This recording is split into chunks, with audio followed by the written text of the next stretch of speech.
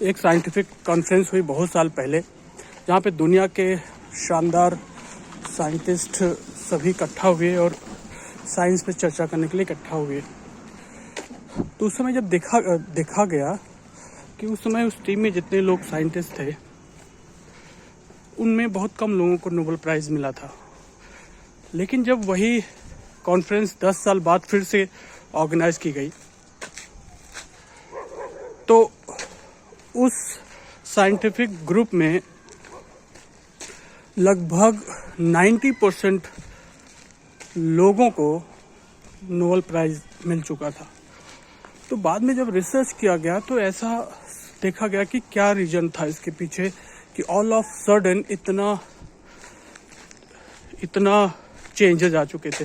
मतलब इतने ज़्यादा लोगों को नोबेल प्राइज़ मिला या और प्राइजेज मिले। उन्होंने साइंस में जब तक उस कॉन्फ्रेंस में नहीं आए थे उसके पहले जो साइंटिस्ट ने कुछ अचीव किया था, कुछ बनाया था, उससे बहुत ज़्यादा ड्रास्टिकली चेंज हो गया।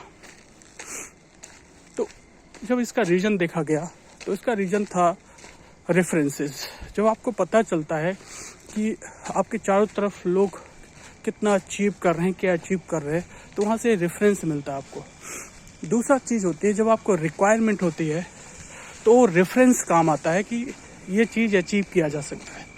तीसरी चीज़ आती है आपको रियलाइजेशन कि अचीव करने के लिए बहुत ज़्यादा टैलेंट या इसकी ज़रूरत नहीं है। कुछ लोगों ने उसको अचीव किया है नॉर्मल टैलेंट के बदौलत भी।